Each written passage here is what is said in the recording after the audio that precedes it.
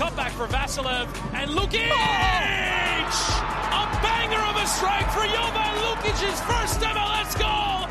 It's fallen out to Westfield! Oh, wow! He's nearly taken the roof of the net off! Philadelphia pounce again! Who gets his goal on his Union debut? The record signing, off and running in his first appearance for the club.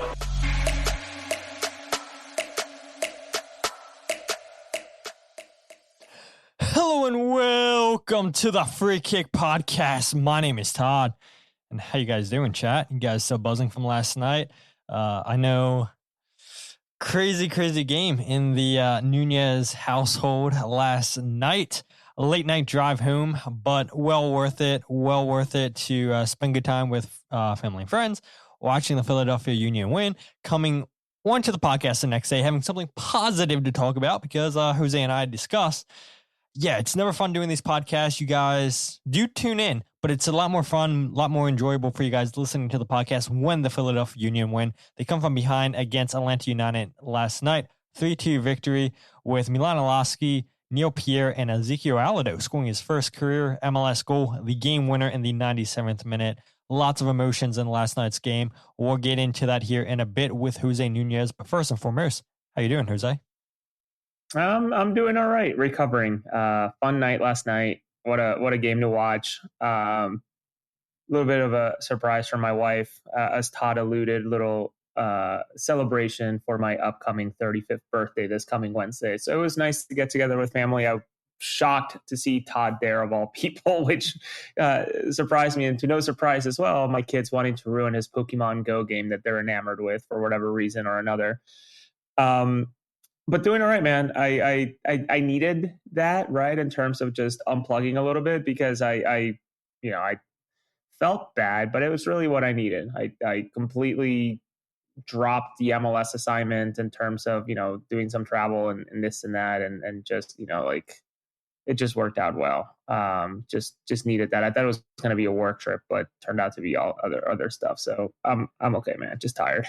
Yeah, absolutely. And, yeah, I'm sure the chat's still recovering from last night's game, but when you watch a game as exciting as last night's come from behind victory, yeah, it's easy to, I feel like, get yourself up for the next day. I mean, I feel like if the Union would have lost that game, then I don't know. I don't think people would have wanted to listen to the podcast. I don't think people would be up and happy on social media. I don't think people would be commenting on different stuff that we do with a positive mindset. But here we are, 3 wins in a row for Ryan Richter since becoming interim head coach, and all is happy in a Union land. There is no news that I really want to talk about, Jose, if I'm being honest. Nothing that really caught my eye. I know you and I always seem to talk about Emmanuel Latelat. It looks like he's going to Union Berlin, if I'm not mistaken, over in Germany. And we'll see what Atlanta United have in store. Obviously didn't play last night against the Philadelphia Union. But all in all, quiet window, I would say, for MLS. Nothing really stands out. Casemiro, Lionel Messi return, or Casemiro makes his debut last night for Inter Miami. Messi comes back with the club as they drew 2-2 against Columbus Crew. Not really sure what to make of this Inter Miami squad. See, Casemiro scored an own goal playing as a center back from Miami, and you would think that they would look at that Manchester United experiment and know that that is not the proper way to use Casemiro. But look, Inter Miami is not the Philadelphia Union's problem, at least not yet. So yeah, like I said, not really anything to talk about in terms of news.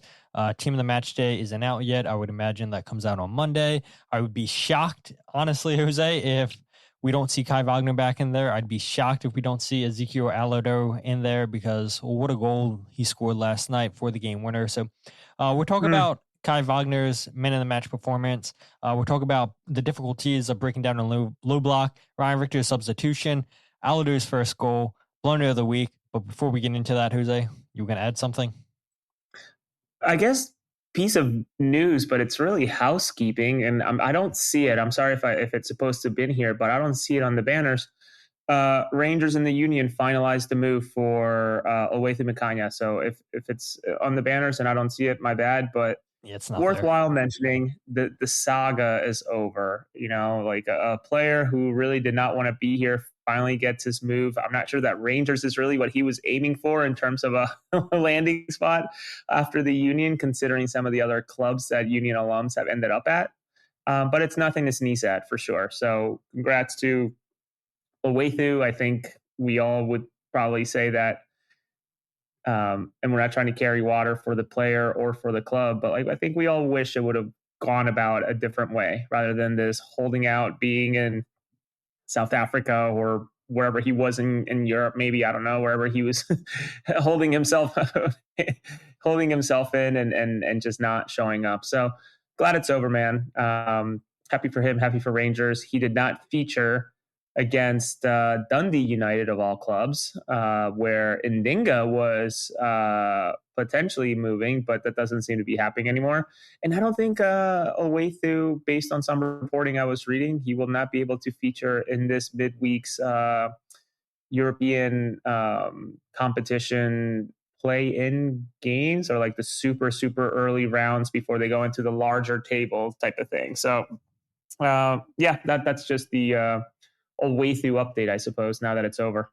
Yeah, and I was going to say, I talked about it last episode before Jess Charman joined. Oh, so sorry. Yeah, it's all good. It's all good. Covered it. So you weren't on the last episode, so yeah, it's fine. You gave your thoughts and everything. All good there. And speaking of Jess Charman, congrats. Got to be the first one in MLS calling Robert Lewandowski's first goal in MLS. 2 goals in Chicago Fire's 2-1 victory over Charlotte FC.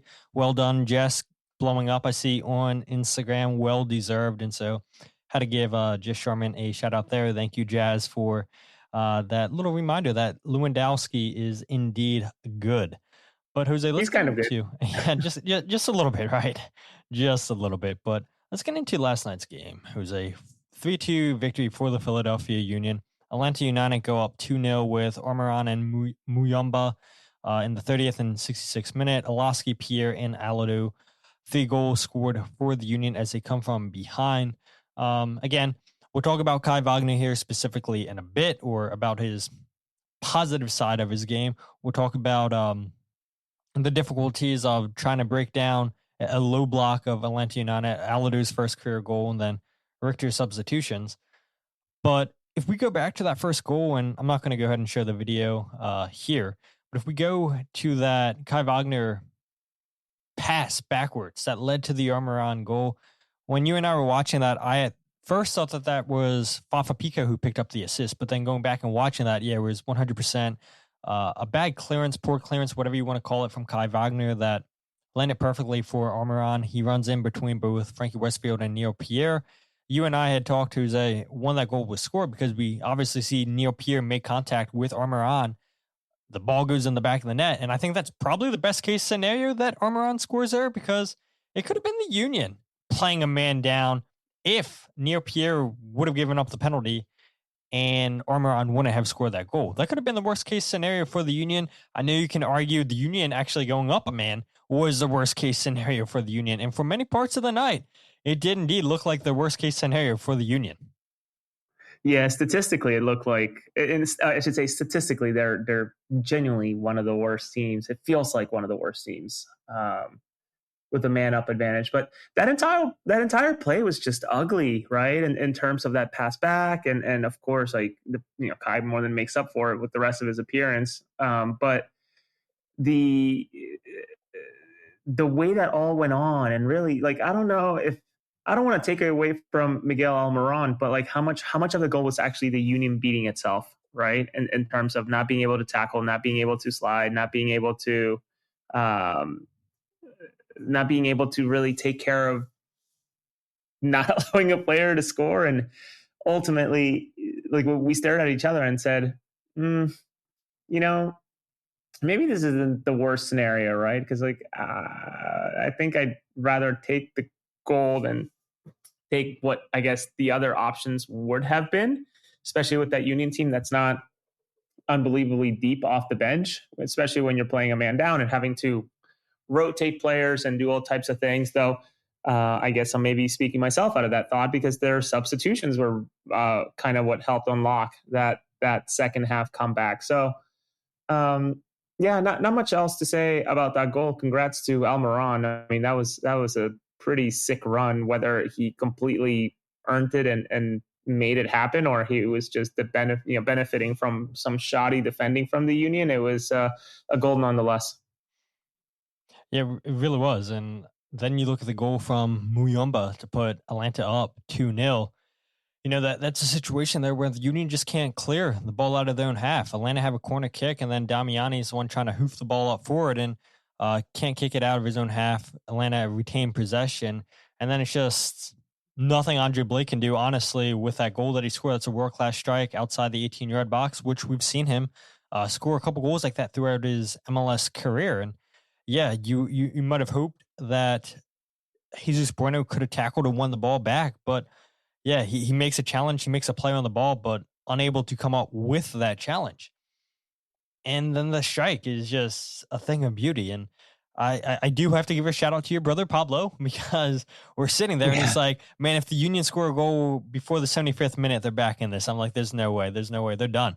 They're done, dude. They just gave up a second goal, 66th minute. They're struggling. Yes. They've struggled all game long. Yes, they've had a couple of headers here or there. I know they had hit the posts with Neil Pierre, with Frankie Westfield, but it's looking like it's not going to be their night. They're struggling to break down this low block. And to Pablo's credit, they get a goal right before the 75th minute with Milan Iloski. They tie the game up, and then they win it, and he's like, I told you. So yes, shout out to you, Pablo. Pablo knows ball, for sure. I know there is an Evan knows ball, but there's also a Pablo knows ball. So I told Pablo we'd give him a shout out. Hopefully he's listening. Maybe we clip this and send it to him. I'm a man of my word, Pablo. I indeed did bring you up. But yeah, I do wonder, Jose, how many fans felt the same way? The Union go down 2-0. They're struggling. They're struggling bad to break down this team. And you see it all the time. When a team goes down by a man, they're going to sit back. They're going to invite all the pressure and then hope to hit you on the counterattack. And the Union, to their credit, they didn't break. I think, and I had this thought, and I didn't say it out loud, but I had this thought where, man, if this is under under Bradley Cornell, what does it do to this player's mentality? Do they just sink and say, well, that's it, that's game? But we didn't really get that last night with the players. I do wonder if the players felt any of that creep into their minds, like, oh, here we go again. We've been here before this season. We're going to lose this game again. But to their credit, they kept fighting, Jose. They kept putting numbers forward. I know we're talking about Ryan Richter's substitutions here in a bit, but I do wonder, are there other fans that were wondering, I wonder if this Union team has what it takes to fight back. And even Kai Wagner said after the game, Jose, that he was disappointed seeing the fans leave the stadium before the game was over. And those fans that left, I bet you they're kicking themselves from watching that comeback.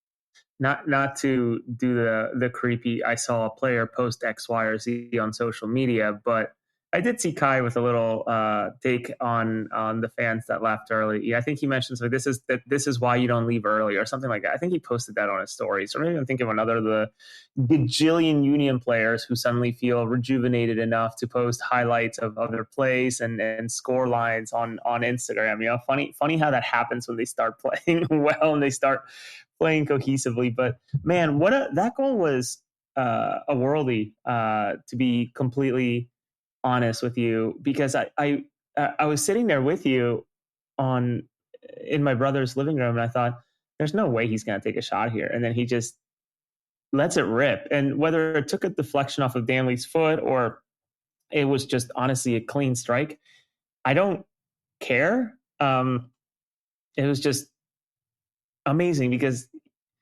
that's the type of shot that you typically have to beat an Andre Blake in net, right? To beat a player like him of that caliber, of that quality, was just unbelievable. So I too got to give a shout out to my brother, because he was standing on business there, telling us, you know, if they score one before the 75th, like there's a pretty good chance that they might be able to swing this around. I'm like, Dude, I don't know, because I had actually just finished, like I was in the middle of typing the like posting the highlight and being like, listen, the Union are statistically pretty bad when they have a man up advantage. I don't know what the exact like statistics are, but it feels like every single time that they go a man up, it's just always a disaster, and they sort of, unravel themselves against opponents. But I I did delete a sentence or just like, what a catastrophic loss. And I was very like quick to like, man, this is a little too negative. And I just like deleted a bit. And I'm glad I did, because obviously we're going to talk about the third goal here in a minute.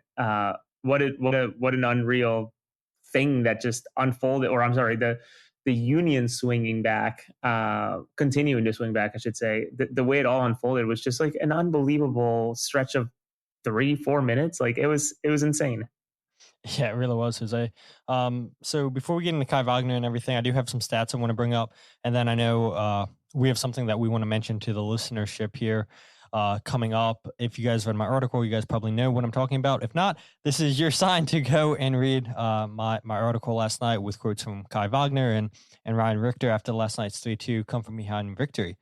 But that's the first time since May 14th last season, Jose, that the Union came from being down 2-0, which was against LA Galaxy back on May 14th. On a Wednesday, the Union win that game 3-2 with Ty Baribo scoring, I believe, in the 6th minute of stoppage time to win that match for the Union.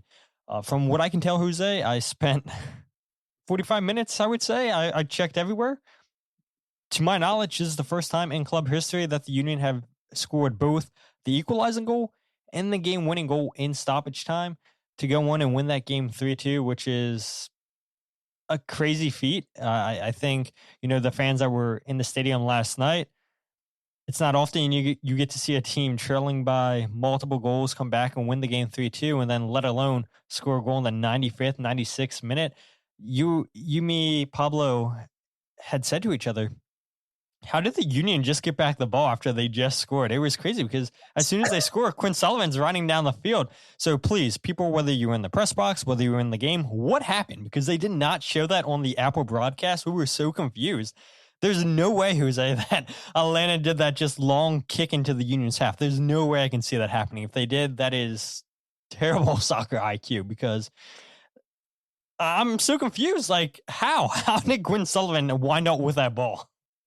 Well, we were confused in that room, and I must admit, while I was watching the game, like I was feeling pretty good after beverages, after liquor, the most of the afternoon, based on the birthday party. But like this morning when I woke up and took 2 or 3 Advil and started clickety clacking on my laptop and cutting video, doing the radio, or I'm sorry, the multi-language goal celebration, or calls or whatever, I'm thinking to myself, how like, again, how did it jump back to Quinn Sullivan suddenly being on the right wing taking a player one-on-one? Like this makes no sense. Like, did we skip something? Did the broadcast just cut out? Like, I don't know. And maybe that speaks more about maybe how they're still fine-tuning the producers, how they're fine-tuning how they go about these broadcasts with these cuts and moving away from gameplay. But I was equally as confused this morning as I was last night, just completely scratching my head, because you're right. If they did not do the statistically driven decision that most coaches do nowadays, which is just taking a kickoff straight to a throw in on the defensive side of the Union, did Atlanta just play it to the wing and Quinn Sullivan tackled the player, got the ball, and started streaking down the right side? I don't know. Yeah. I mean, whatever happened, terrible for Atlanta to turn over the ball right there, because you got to figure, right? The Union are riding this high. They were down majority of this game. They just tied the game up after playing, it feels like 50,000 crosses into the box. They finally get one with Neil Pierre. And then a minute later, they go down and score again. It's insane. Like, Atlanta United players had to have feel the momentum completely shift to the Union side of the field. But Milan Iloski, 6 straight games now, most goals scored in consecutive games for a Philadelphia Union player, passing Daniel Gazdag, who was at 5. Iloski, too, quietly creeping up there, Jose. For the Golden Boot race, only 3 behind the lead has 10 goals on the season. Iloski, beautiful goal on that opening play, which takes a little deflection from Atlanta United. But again, it starts with Kai Wagner playing in that cross. Just saying. Todd, I haven't thought about this. You said Iloski is indeed 3 away from leading the Golden Boot race, right? Yep. Trailing Nicholas Marcal from NYCFC.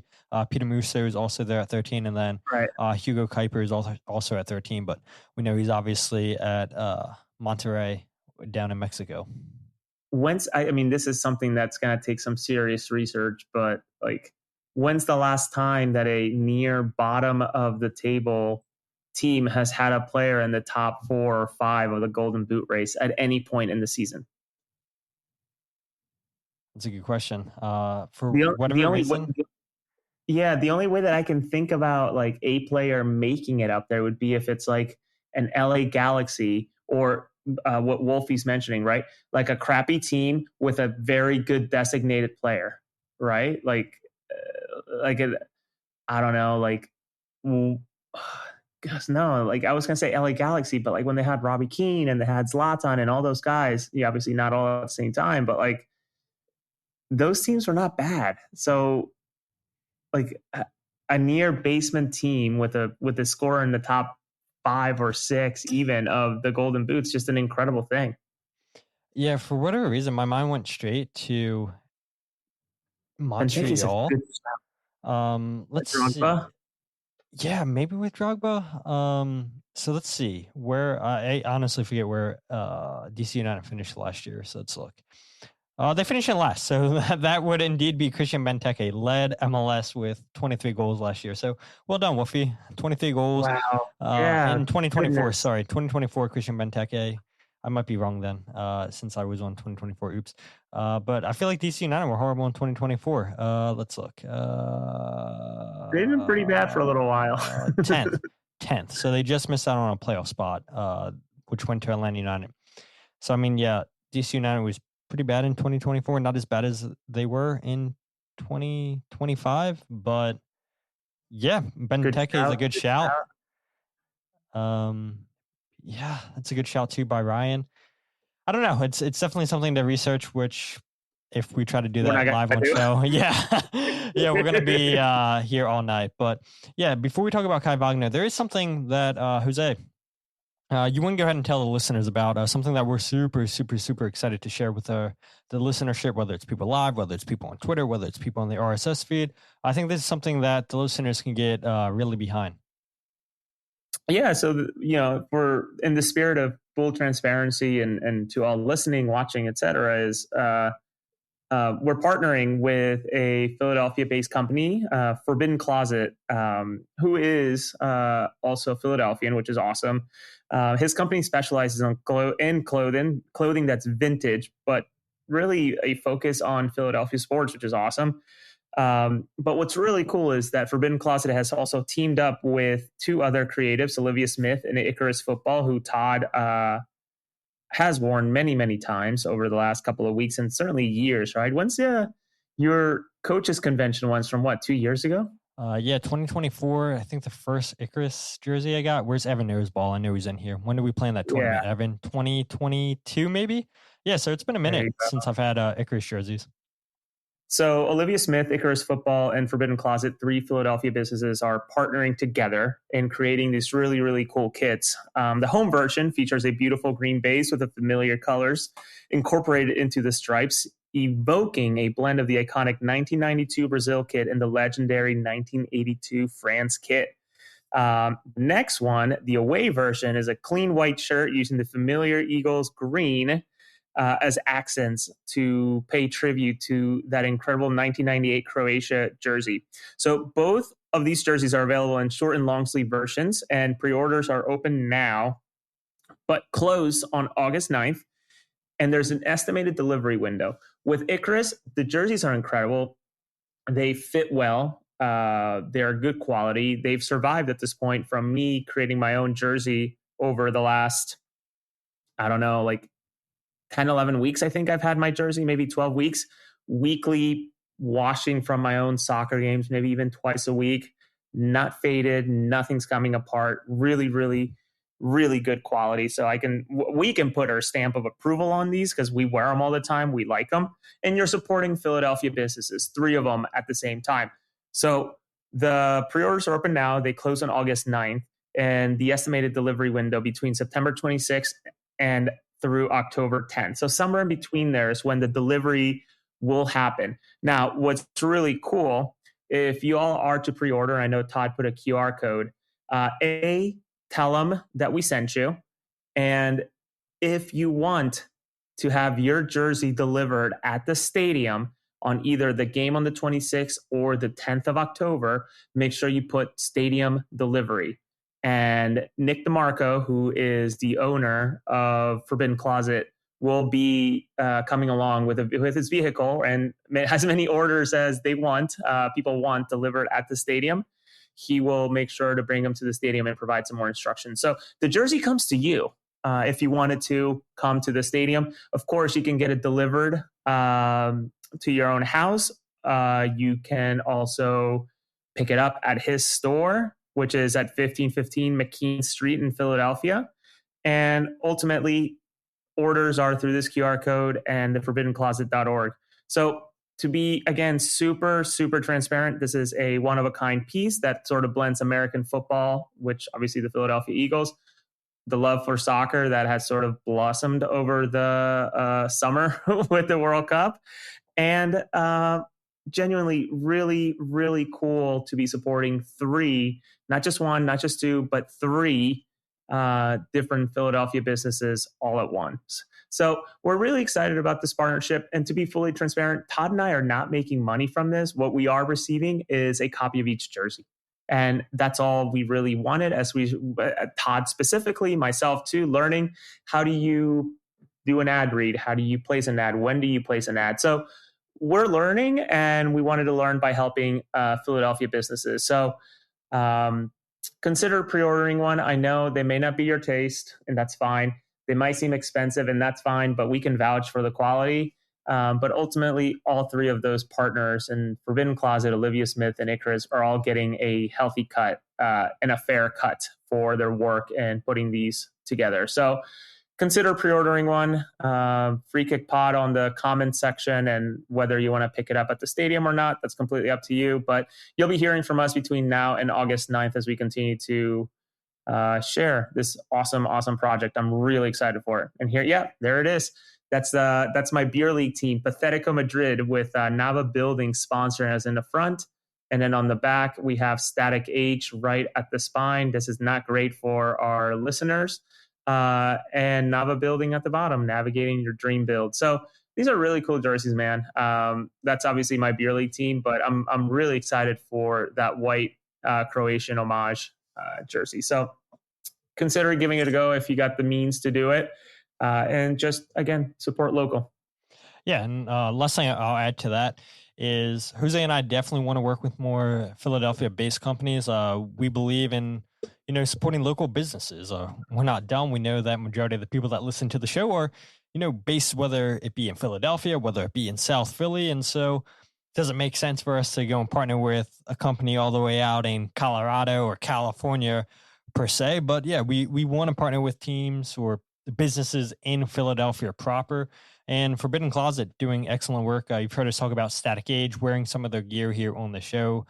Static Age doing fantastic work as well. And so, yeah, if you guys have the means, go out there, support local companies. It would mean a lot. And like Jose said, I mean, the gear is so comfortable and it's fashionable too. I've noticed so many people now that the World Cup's over, Jose, who just continuing to wear soccer jerseys, even though the World Cup's not happening. But yeah, soccer jerseys are in nice style. So again, QR code up there on your screen still.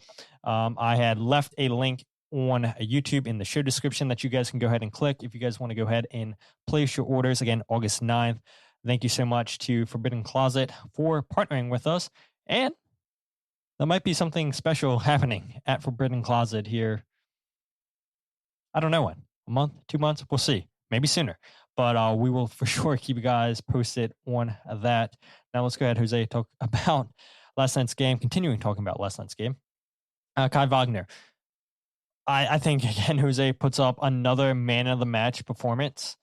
I said it at the beginning of the show, Jose, I would be shocked, if I'm being honest, if he doesn't get included into team of the match day. And 2 assists is unreal. I know I told you 3 assists because I'm still counting that first goal as an assist for Wagner. I know it takes a deflection, but it's great awareness, Jose, for Wagner to pick out the run from Iloski. And then the finish is just world-class from Iloski. I mean, if you think that goal was good, then you look at the Alladoh goal, which we'll talk about Alladoh here in a bit. But Kai Wagner has been so incredible, Jose. We know how good of a player he is, Jose. We knew how big of a loss that was for the Union once they sold him to Birmingham. But again, credit to the Union, credit to the organization for keeping the promise. The Union do well for their players. And I know Makanya maybe wasn't so happy. The agent wasn't so happy that the club was turning down offers. But you got to look at it from a business standpoint. They want to do what's best for their organization. And how many times have we heard the Union in the past say that, yeah, we want to move a player on to a club that's going to continue in their development? John Shearer even said it in the press release about Makanya that they believe that Rangers can be a club to further Makanya's partner development. And yes, there is a sell-on percentage there for the Union. I believe, Jose, you had reported or said on social media that it's a pretty significant sell-on percentage for the Union. So hopefully in a year or two, he moves on from Rangers and the Union can get some more money. But Kai Wagner, I don't know, Jose. Looking at him, 3 assists in his last 3 games, 14 chances created in those 3 games, 9 chances created alone against Atlanta United last night, which was the most by any player on the field, the most by any Union player this season. It might be safe to say, Jose, that he's playing at a level better than he did before he left going to Birmingham City. Yeah, I mean, he's I forget where I saw it and you know, it's spot on, right? We're like, whether this was good business or bad business or however you want to feel about it, you can't deny that the difference is there in what he's bringing to this team. And sure, I believe there's more to be said, honestly, in my opinion, about Ryan Richter taking over than Kai coming back. But Ryan Richter's not within the lines playing the game. That is a fact. So for Kai to come and just ball out with these guys that obviously he's well aware of and knows fairly well, and certainly I'm sure has shared time even with some of the young guys that are taking up a lot of the minutes, right? Calvin practiced with the team last year. Neil, preseason, I believe, went with them to preseason as well. But like, just playing out of his mind. I do think it's kind of crap that he didn't get that 3rd assist on the night, but I sort of get it.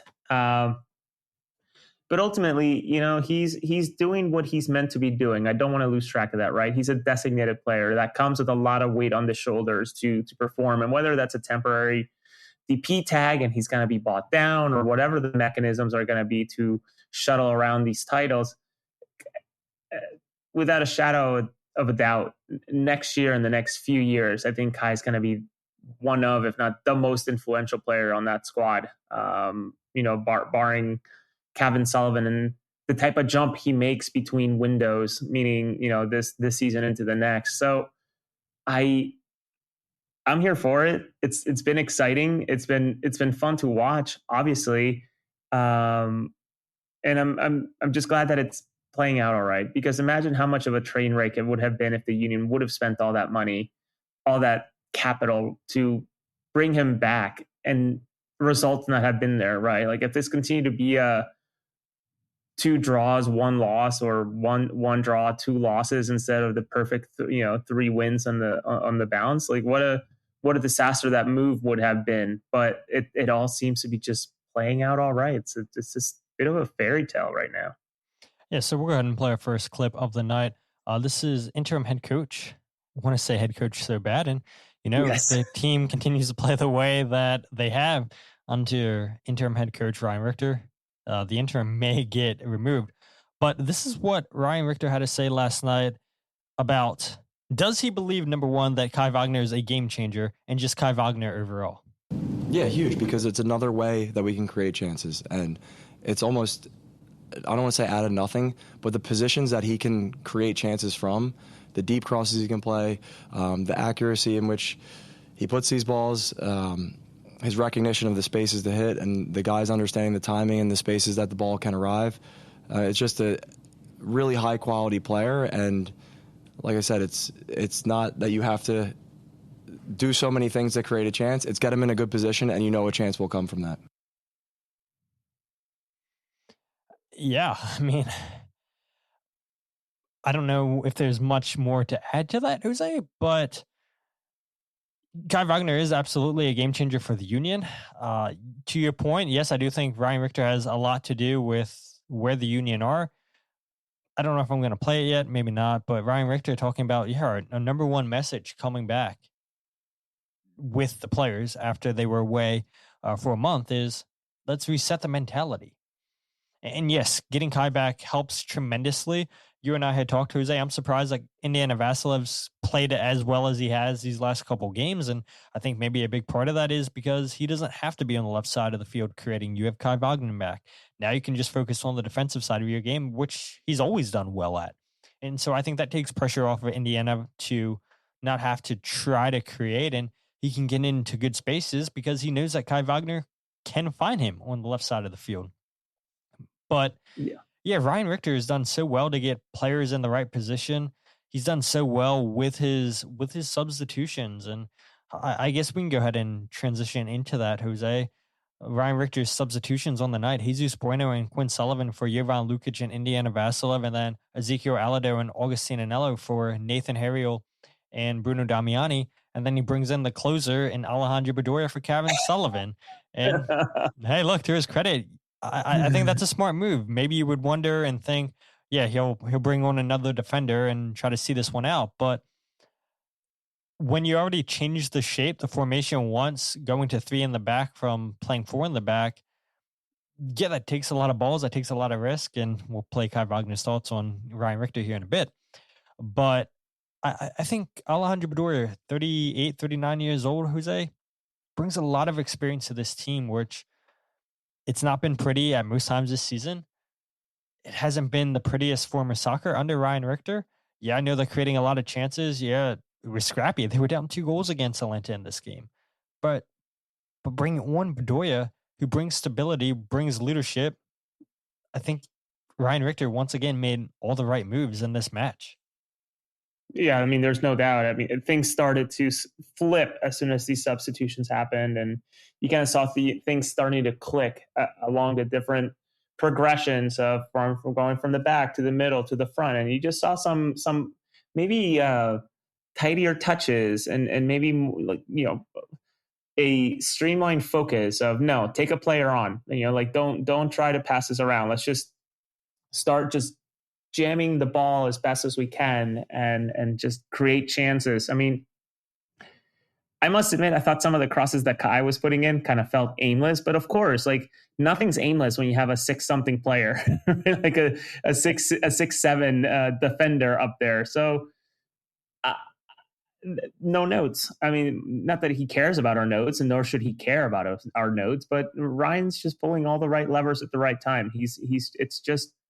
It's vibing, right? He's just getting it done. And that's what's so cool to see, not overcomplicating it, staring at 17 iPads and just coming up it's just cool that obviously analytics are part of it. They have a great team of analysts that inspect data and make decisions based on data. But ultimately it feels like the focus is more of what's going on the field right now and who can get us to the finish line here in some way, shape or form. And I must admit, let's not forget that the Union dug themselves this gigantic hole and then a mountain to climb. But at the end of the day, genuinely at the end of the day, the very last minute or two of the game, they figured it out. And for as good as it felt, I think Ryan's message would also be at the end of the season, whatever may happen, you're going to look at the calendar and the victory against Atlanta, it's just a W. It doesn't mean any more because we did this comeback. The reality is that they just got to move on to the next game. But I'm sure that they're riding an incredible high going into Leagues Cup. And it makes you wonder, is Leagues Cup going to be helpful or a little bit detrimental considering how hot they are, right? Like imagine removing the 3 games that don't mean anything in league play and taking this momentum into them. And you could be genuinely looking at a team that's going 6-0 with Ryan Richter, which would be unbelievable. But, neither here or there. I do wonder how the Union will tackle Leagues Cup.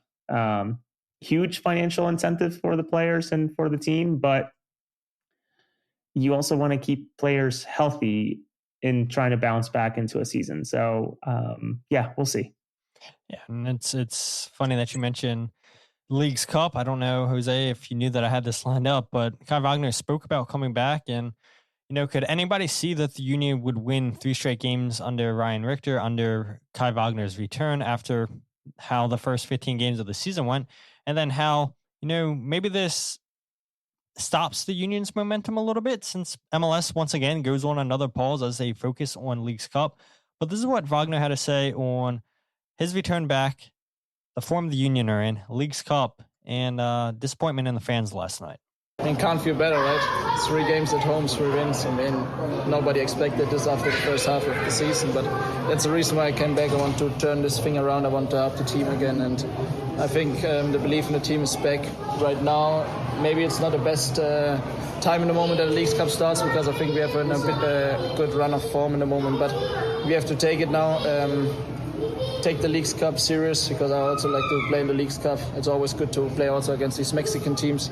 There will be a different atmosphere in Subaru Park. To say one thing about today, I wasn't happy with the fans leaving early the game, because we know what this stadium is capable of.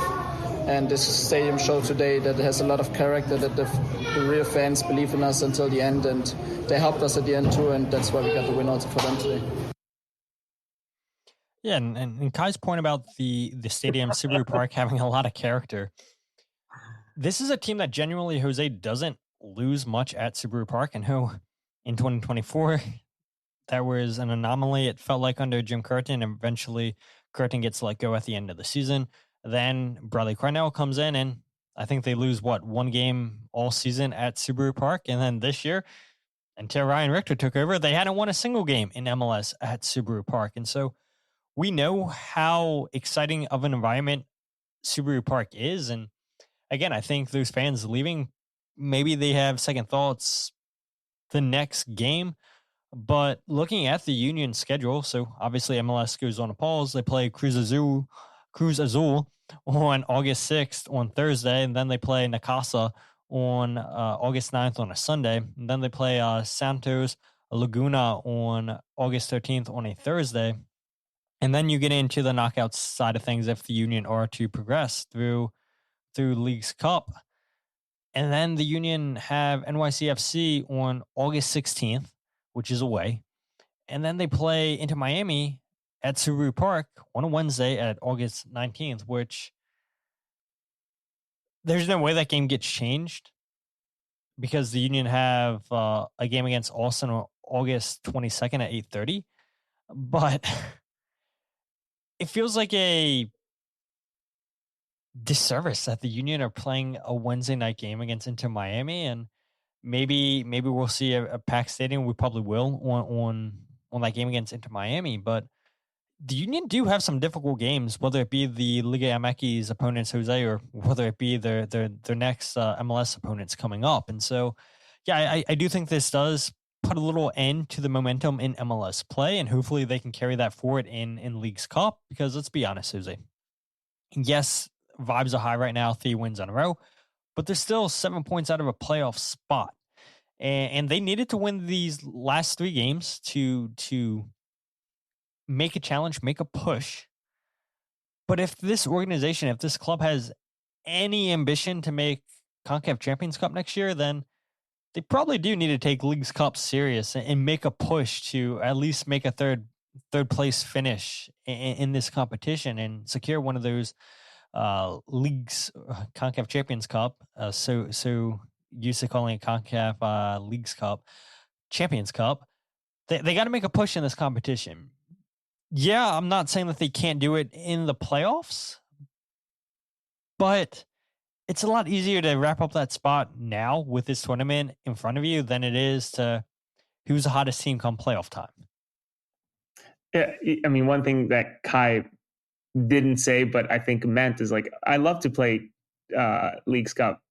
You love to make money too, dude. The amount of money these guys make during these games is incredible. So I don't want that to get lost. There's a serious financial incentive for all these players, which is fine. They've earned it. But yeah, man, I don't know, this Leagues Cup break, not even break, this Leagues Cup blip in the middle of the incredible 3-match run that could have technically turned into maybe 4 or 5 games in a row, coming to a complete, screeching halt is tough. But it would be very Union to go on and win Leagues Cup in a season where they're going into it with five wins on the season, six wins in the season, right? Like that would be very, very comical. But with the new format, and I'm not sure if people followed last year with the Union not being in it, the new format's just really bizarre where, like, really, if you draw one,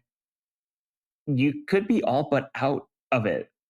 Certainly if you lose one, you can really, really be out of it. You would have to win some games by like 6 or 7 goals to be able to make your way out. Obviously, like, there's a lot of variables to it, but like, I remember being at a Colorado game last year for the tournament, and despite Colorado winning, they also kind of felt like, well, we didn't win enough. Like we didn't win by enough goals to really have the next game matter. It's like, well, and then finally, like, I wrapped my head around, and it's like, oh yeah, that's right. Like the first game wasn't that great. They went ahead and won this one, but they're basically eliminated anyways because of the way that this tournament structure now. So it could be that they genuinely play the kids, a la Mexican teams playing triple-digit players, but. Well, I guess we'll cross that bridge when it comes time where Marlon LeBlanc might touch Kellen LeBlanc touches the field, and some other guys from Union 2 finally get their first appearance with the first team. Maybe it's over Leagues Cup. Who knows? Yeah, who knows? Indeed. Ryan Richter substitutions. We talked about Jose. We know how difficult it is to break down a low block, and to your credit about maybe some of those crosses seeming pointless. I don't know if you looked this up yet. I'm going to assume you probably haven't. You guys in the comment section, if you guys haven't looked up this number, how many crosses would you guys assume the Union played last night? That's my question for you, Jose. How many crosses do you think the Union had last night against Atlanta? Genuinely did not look this up. As you were talking, I was about to tap Thought Mob, and then you called me out to answer this. I'm going to guess probably around 22. Higher. No shit. Are we talking 30? Higher. Wow, 38. Much higher. You're talking crosses. They had over 38 crosses. Yeah. Wow, so 45, 46? Higher. 50 something. Okay, just tell me the number. I'm getting annoyed at this point. Yeah, it's insane when I look this up, Jose. 53 crosses on the night. I need to see the splits here. Because, yeah, I'll show you. Yeah. Where do you think they cross mostly from? Left or the right? Probably from the right. Right. Because I was so amazed looking at this graphic on who scored. Let's see. Can I pull it up? Can you see that, Jose? Oh yeah. Okay. Yeah. I see a lot of. Even. Yeah, it's pretty even, but I would say the right side because it's easier to advance the ball forward to a Quinn Sullivan than expect Kai to get up high to cross a ball. Yeah, I think you get that overlap with Frankie and Quinn when he came on, and I saw some of the comments last night. Some of the comments on the show saying that you had overloads from Anello, from Sullivan once they came on, and I was probably a little bit harsh on Anello's performance, but he did indeed add overloads and help create danger on the left side of the field for the Union. Quinn Sullivan obviously comes on and creates danger. Him and Cavan obviously linked up, and Cavan almost scored a banger of a goal last night with him and his brother. I can't believe Hoyos made that save. Just believable strike on the right side of the field from Cavan. Him and Quinn are definitely going to combine here, I feel like, very, very soon for a goal. But yeah, 53 crosses, Jose, in this game. And yeah, maybe it was a couple more on the right side of the field, but that's genuinely pretty even. And maybe I'll look back at another game when they're playing Ben Bender or Frankie Westfield or Nathan Harriel as a left back or Finn Sundstrom against DC United. And I can guarantee you, Jose, it's just going to be everything down the right side of the field. And so, yeah, to see Kai Wagner come back and having the stats there to back it up, yeah, it's pretty evenly contested. I think this is exactly what Ryan Richter would have wanted to sign up for, is to have threats going down, not just one side of the field, but both sides of the field now. Yeah, it feels like they're far less predictable because, I mean, that spread tells the story. Granted, of course, like it's such an anomaly of a stat sheet or literally a heat map, I guess, of the crosses because of that red card and how early of a red card that was. That sort of tilted that entire thing. But I must say, I don't know, man. I would say this to his face too, but for as good and incredible as Milan Iloski is at scoring goals, my goodness, his crossing is just severely, which of course, like I think everybody listening and watching would want Milan Iloski to be better at scoring than he is at crossing, but the gulf between the two feels pretty massive. Don't know if you fully agree with me, but it feels like there's a gigantic gap between his ability to score and his ability to cross. Because I think again of that left side of, well, it's only really Kai that can cross over there versus the other side where Frankie's putting some very nice serviceable crosses, and then you have Quinn taking a man on and putting like a quick chip into the penalty spot or far post for maybe a setup of Neil Pierre header. So yeah, I think that left side needs to be probably worked on even a little bit more to not just rely on Kai from 45 yards out. And maybe that's where Anello comes into play, coming off the bench and making an impact. As R. Barry in 1990 said, Anello seemed to make a difference. And then John says, most dangerous lead in all of soccer. Earlier, we were talking about the 2-0 lead for Atlanta. Richter won this game with his courage to trust the kids, and he absolutely did trust the kids, right? How big of a statement is that, Jose, for Ryan Richter to say, you know what, I'm going to go ahead and pull Nathan Harriel out of this game. He pulls Nathan Harriel out and goes 3 in the back. I think it was a 3-4-1-2. Kevin Sullivan played as the lone number 10, which was interesting too, playing Kevin more centrally, which was something that I think was a welcome change. But to say, you know what, I'm going to trust 18-year-old Neil Pierre, who's making only his 3rd appearance of the season. He's going to be the lone center back in this game. Jesus Bueno, you're going to sit back deeper. You're going to protect the back line because I'm sending Frankie Westfield up. I'm sending Kai Wagner up. They're going to get involved in this attack.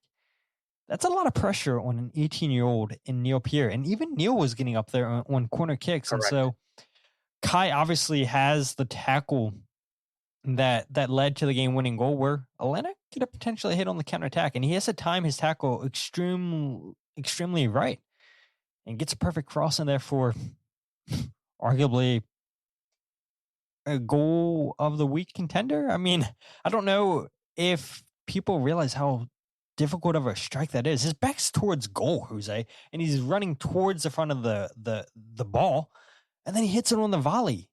He's sideways and he hits that on the volley. That is a difficult shot to pull off. And this is a player that's taken a lot of crap this season in Ezekiel Alladoh. And I think maybe some of it's fair, but as Kai Wagner said after the game, he's a player that's adjusting to a new league, new teammates. And now he's on his second coach. Jose, second coach in less than a year.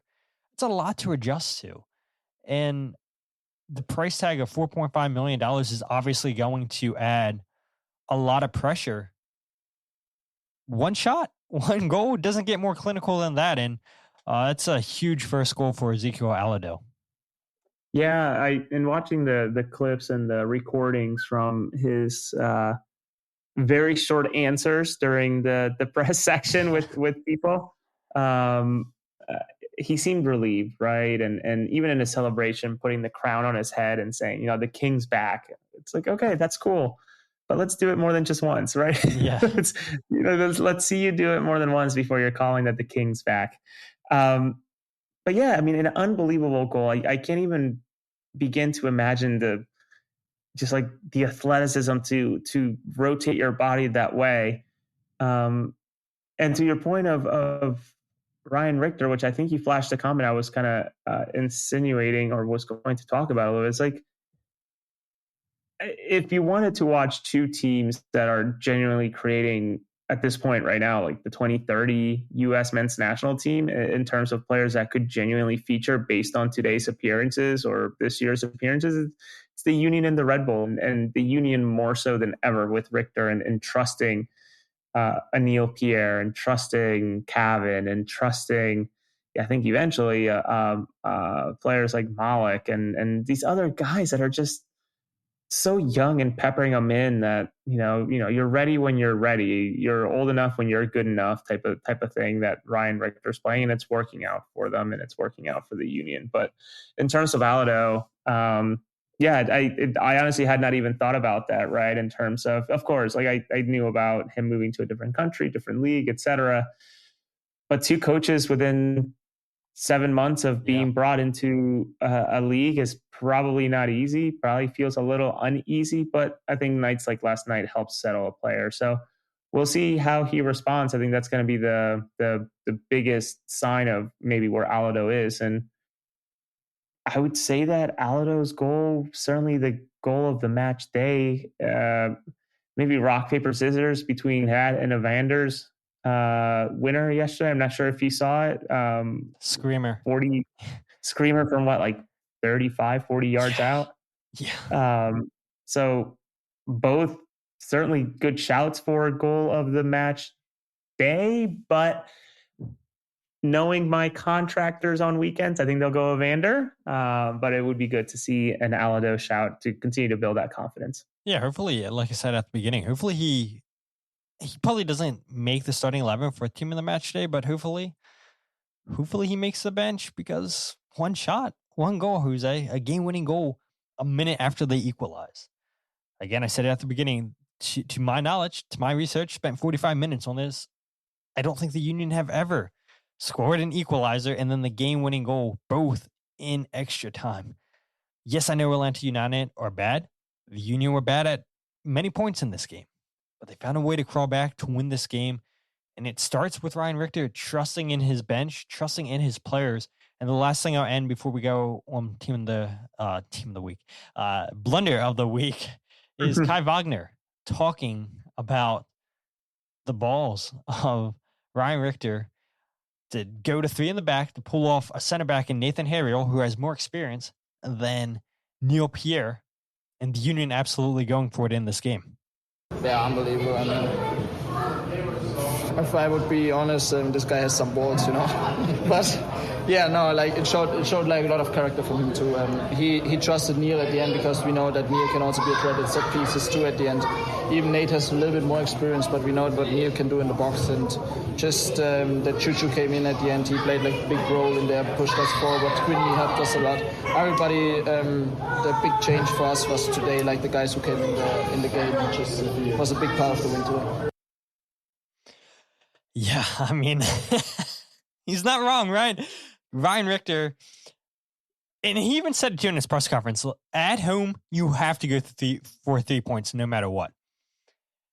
And that was so ballsy for him to take off Nathan Harriel and to keep Neil Pierre, who we know is dangerous on set pieces. So I'm sure that is part of the thinking. Nathan Harriel also dangerous on set pieces, but it's difficult for teams to defend a 6'7" defender who's, according to Neil, is continuing to grow. But Ryan Richter hit every single point. And Ezekiel Alladoh, finally a striker comes off the bench, Jose, and scores a goal. Ryan Richter might actually be coach of the match day, now that I think about it, Jose. Should absolutely have a shout. Yeah, yes. Yes. I don't know how much the team digging the hole before the eventual comeback will hurt him, but I can't think of anybody else that would have out coached him this match day. Yeah, I mean, very, very, very good shout. And they'll probably give it to Messi, coach of the match day, Lionel Messi. Oh, man. Pat Noonan, maybe. Who else would have a shout? Maybe they give it to Greg because Lewandowski scores 2 goals against Chicago. But I know somebody that it's not going to be. It's not going to be Michael Bradley. That is for sure, Jose. Oh man, what a disaster that's turning. If anything, I don't think they realize that the season has restarted from the World Cup break. How terrible that team has been. Yeah. I plan on going to the away match at Red Bull Arena to see, I'm sure, less than half the fans in the stadium again. And yeah, I mean, the vibes seemed like they were getting high with Michael Bradley prior, with all the young players coming up and constantly performing. There was talk, right? Will Julian Hall potentially be one of the last 26 for the U.S. men's national team? Obviously doesn't make that final roster. Very talented player, as is Mehmeti. But yeah, it went from forwards to backwards. It seems like in a blink of the eye for New York Red Bull and Michael Bradley. But before we get into Blunder of the Week, I know that we've picked up basically 100 more listeners throughout the night.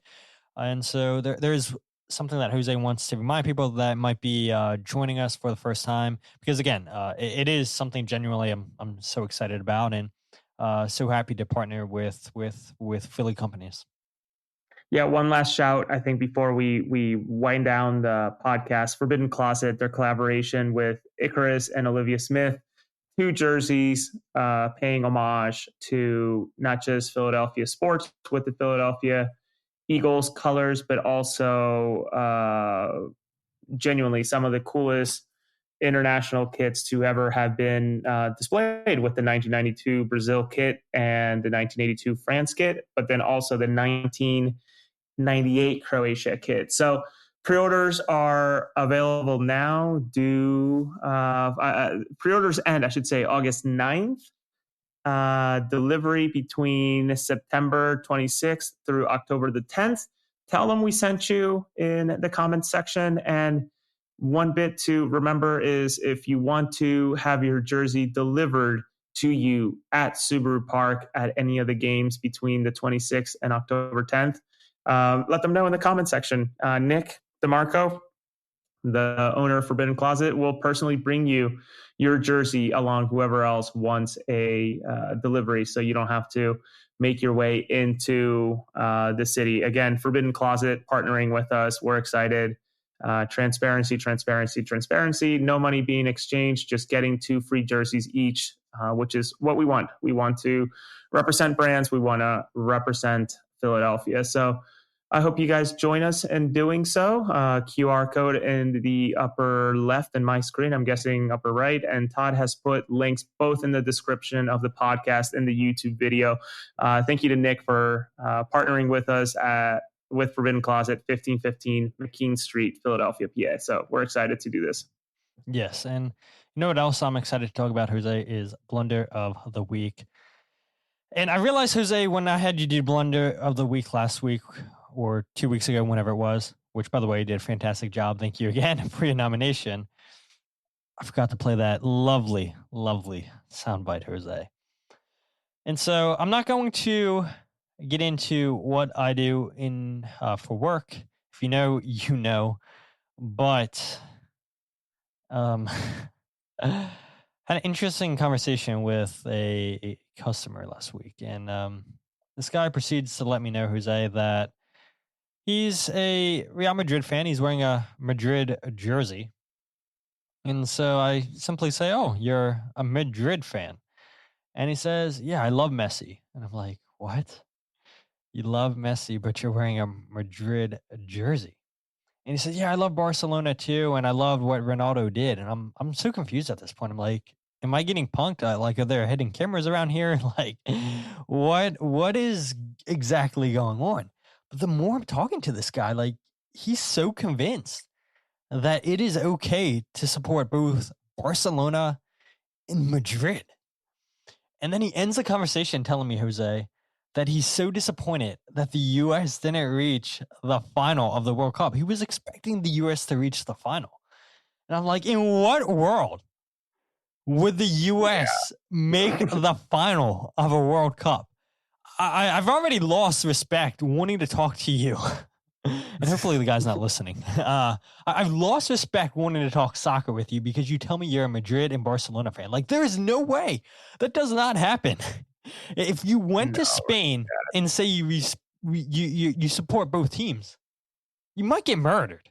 Honestly, like, we know it's life or death. I guarantee you, if he went into Argentina and said that he's a fan of Boca and River, he's absolutely dying. Like, you do not say probably. That. You did not say I support both teams.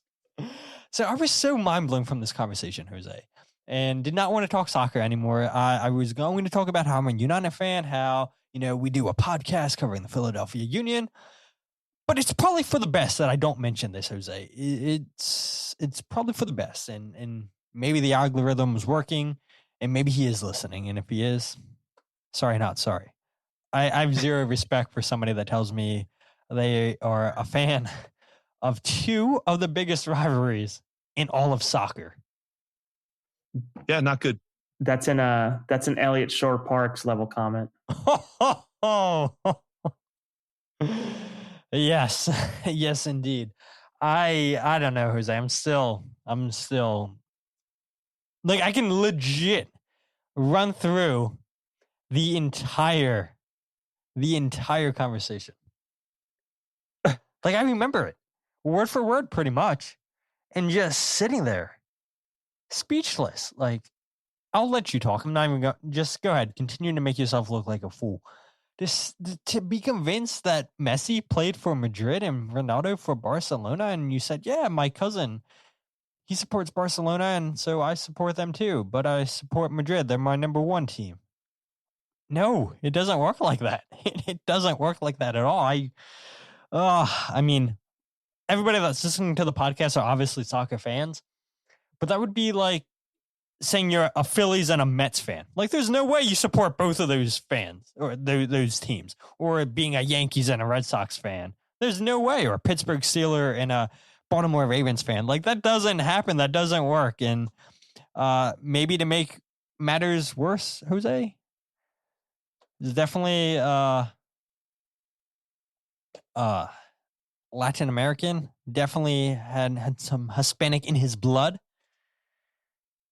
What are you saying about my people? That this guy might not be Hispanic. My people. That's what I'm trying to say. Like, my God, I'm shocked. I'm shocked.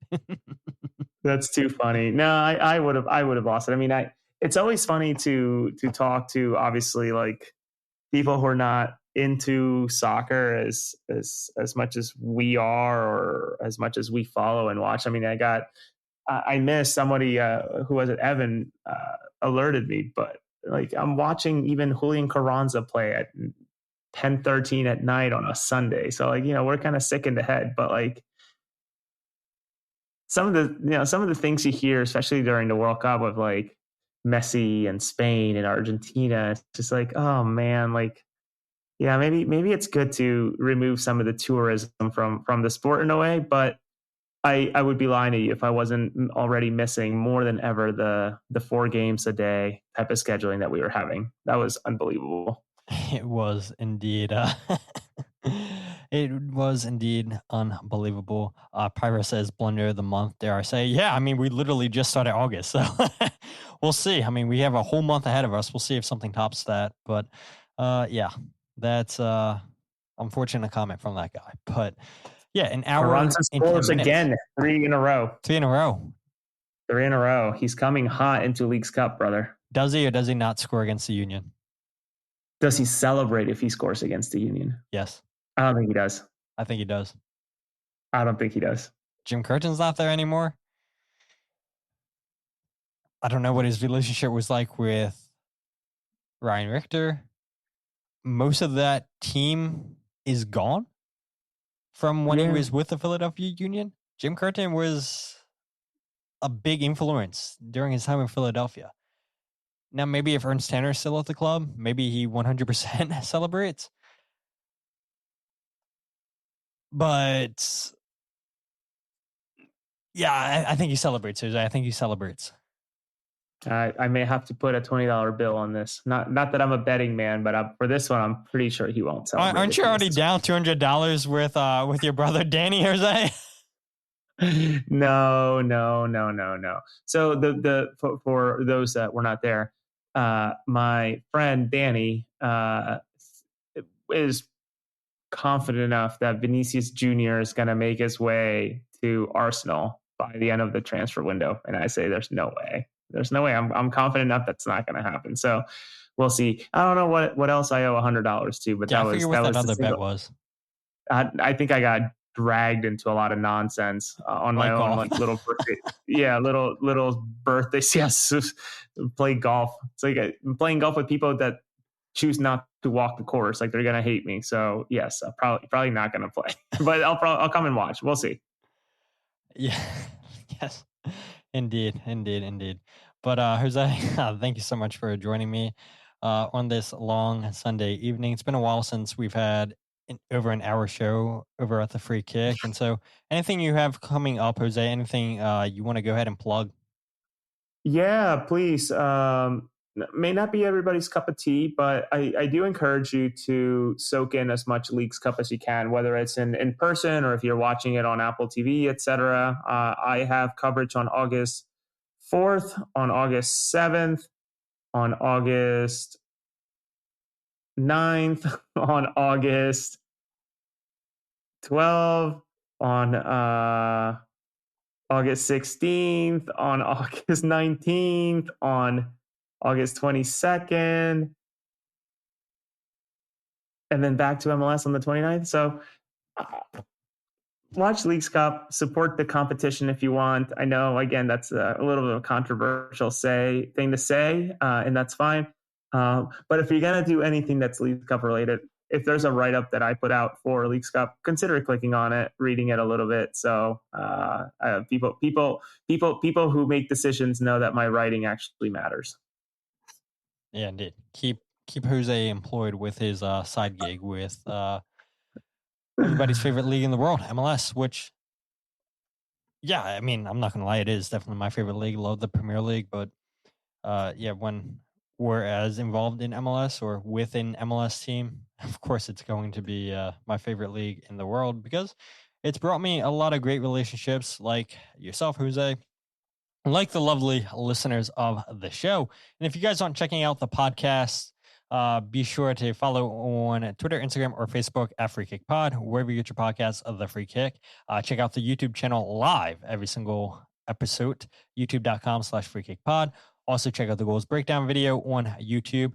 But if you guys don't want to check out YouTube and you want to go ahead and check out where you can find the podcast, the goals breakdown videos, or my writing all in one place, thefreekick.substack.com. No goals breakdown video out yet, I would imagine.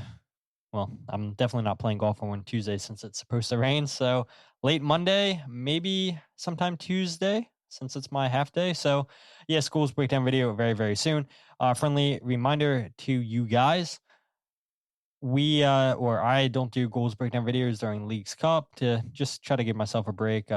Having multiple games a week and everything, it's a lot to try to get these videos turned around. So since this competition's been a thing since 2023, they reinvented the wheel when the Philadelphia Union played the first match in Leagues Cup. I decided not to do goals breakdown videos for that. So no goals breakdown videos, but we'll have you articles and podcasts for you guys. I'm not even sure what a schedule looks like for that yet. Jose and I haven't talked about it, and maybe that's something we just talk about at a different time. Maybe we use League Cup give it a week, and if there's multiple games, then we talk about these multiple games that happened. I don't know, it's just spitballing out loud. But yes, we will see you guys when we see you. Again, Philadelphia Union Cruz Azul on this Thursday at Subaru Park at, oh God, throw myself under the bus. Oh no, 7:30 I want to say. I'm probably giving you guys the wrong time. 7:30 I'm going to say. I think it's 7:30. 8 o'clock. 8 p.m. Subaru Park, Cruz Azul, who is the home team, even though the game's at Subaru Park. So let's go ahead and see if the Philadelphia Union can get a win against a Mexican powerhouse. But until then, my name is Todd, and this is the Free Kick Podcast.